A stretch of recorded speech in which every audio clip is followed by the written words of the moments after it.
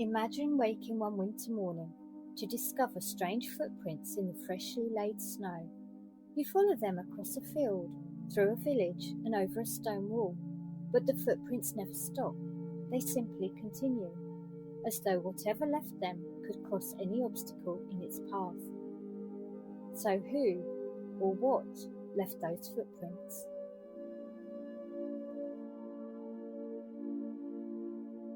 One cold morning in February 1855, the people of Devon awoke to a strange silence.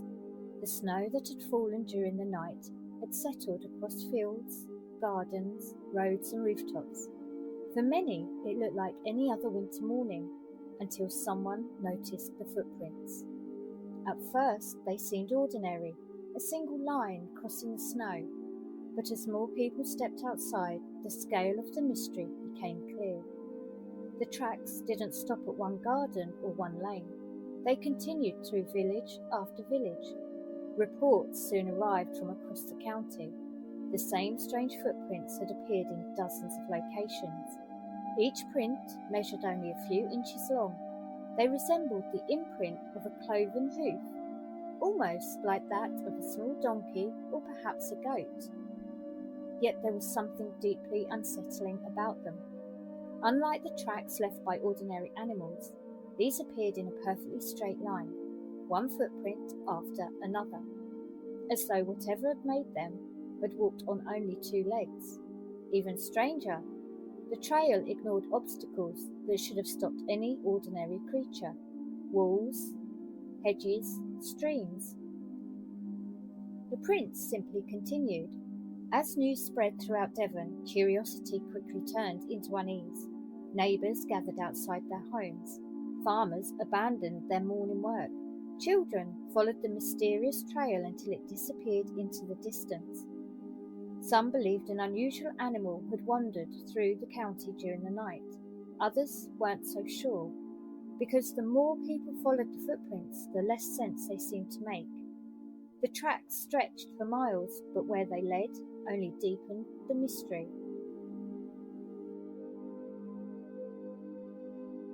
Throughout that day, people began tracing the strange footprints wherever they appeared.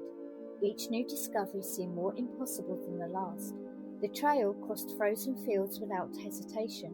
It climbed over stone walls without any sign of scrambling. It passed through enclosed gardens where locked gates had never been opened.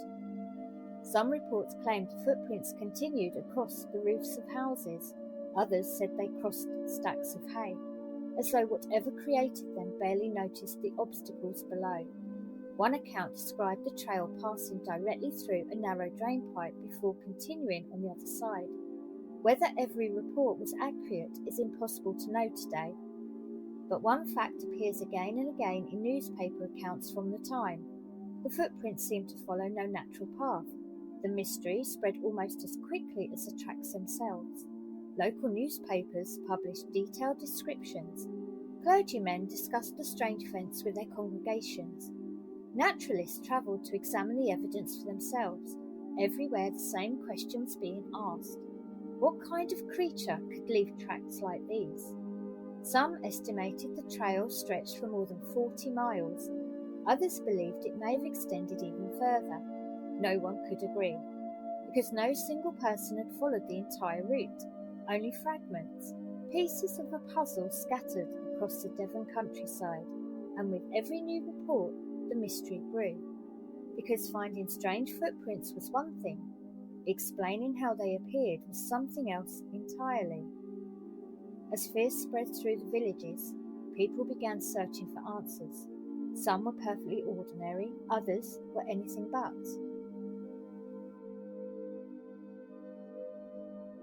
As reports spread across Devon, people began searching for a logical explanation. Could an ordinary animal have wandered through the county during the night? At first, that seemed the most reasonable answer. Some suggested a badger. Others believed the prints belonged to an escaped donkey.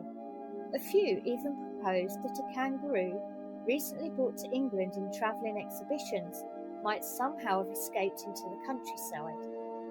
It sounds unlikely today, but in 1855 people were searching for an explanation they could find. The problem was, none of them truly fit the evidence. The footprints continued in a single line.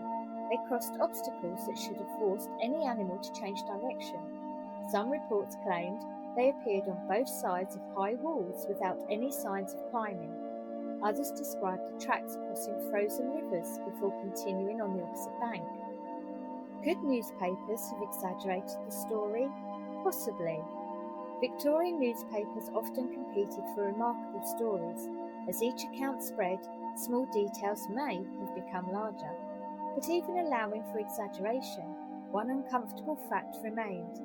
Hundreds of people claimed they had seen the strange footprints for themselves, and no explanation satisfied everyone. When ordinary explanations begin to fail, people turn to extraordinary ones. Devon in the mid-19th century was a deeply religious place.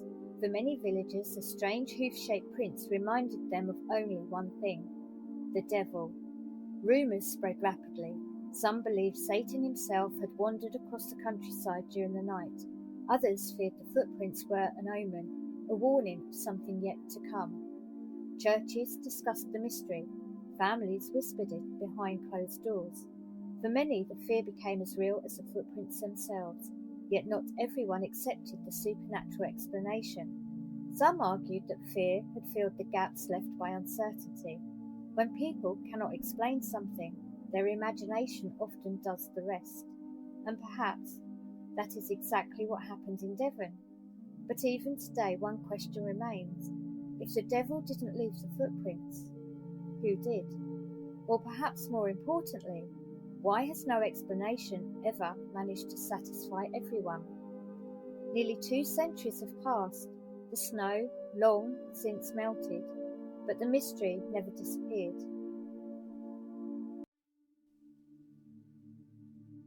Nearly 170 years have passed, yet the Devil's Footprints remains one of Britain's most enduring mysteries. The snow disappeared long ago. The footprints melted away within days.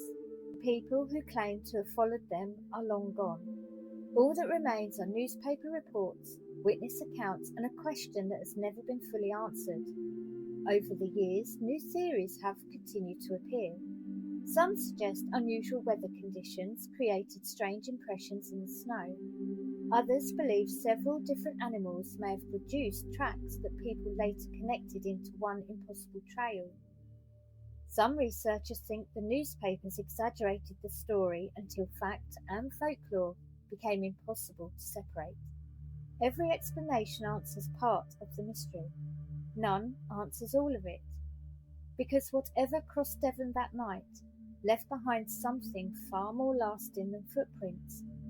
It left behind uncertainty. And uncertainty has a remarkable way of surviving long after the evidence disappears.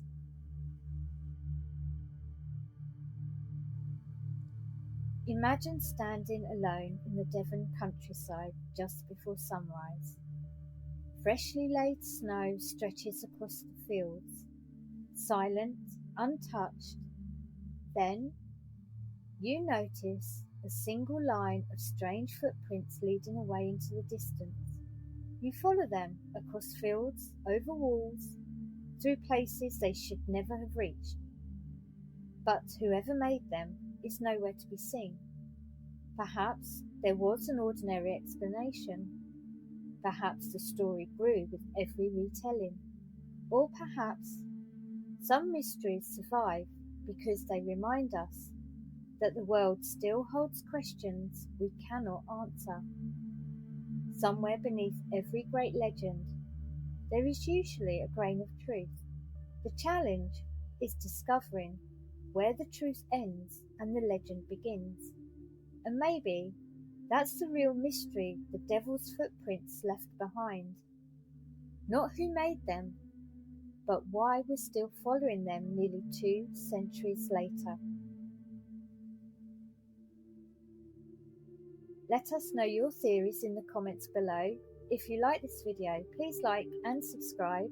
Until next time, stay curious.